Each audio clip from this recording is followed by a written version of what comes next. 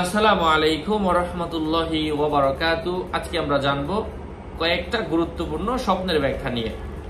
স্বপ্নে অবিবাহিত কোনো নারীকে বিবাহ করতে দেখা, স্বপ্নে অস্ত্র হাতে দেখা, এবং স্বপ্নে মাথার মধ্যে কেউ অস্ত্র ঠেকাতে দেখা, স্বপ্নে যদি কেউ বিষাক্ত সাপ দেখে, কেউ যদি কঠিন বড় বড় সাপকে মারতে দেখে, স্বপ্নে কেউ যদি কারো উপর জুলুম করতে দেখে, স্বপ্নে যদি নিজেকে অশান্তির মধ্যে দেখে, এই বিষয়গুলো নিয়ে আজকে আমরা এই ভিডিওতে জানবো ইনশাআল্লাহ।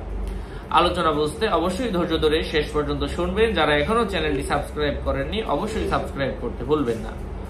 অবিবাহিত কোনো নারীকে দেখার অর্থ হচ্ছে পারিবারিক জীবনে সুখ, শান্তি, সমৃদ্ধি বৃদ্ধির আলামত বুঝতে হবে।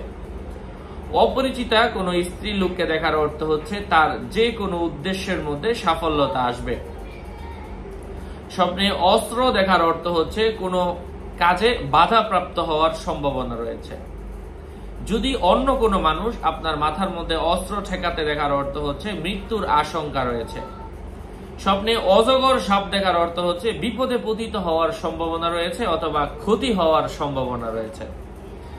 অজগর সাপ মারতে দেখার অর্থ হচ্ছে বড় কোনো ধরনের বিপদে পড়ার সম্ভাবনা রয়েছে। স্বপ্নে নিজেকে অত্যাচারিত দেখার অর্থ হচ্ছে মানুষ দুর্নাম করার সম্ভাবনা রয়েছে। নিজেকে অশান্তিতে পতিত হওয়ার অর্থ হচ্ছে দুঃখ কষ্টে পড়ার আলামত বুঝতে হবে। স্বপ্নে অশান্তি দূর করতে দেখার অর্থ হচ্ছে দুঃখ কষ্ট দূর হয়ে জীবন শান্তিময় হওয়ার সম্ভাবনা রয়েছে। অধিক কান্নাকাটি করতে দেখার অর্থ হচ্ছে সুখ শান্তি নসিব হওয়ার সম্ভাবনা রয়েছে।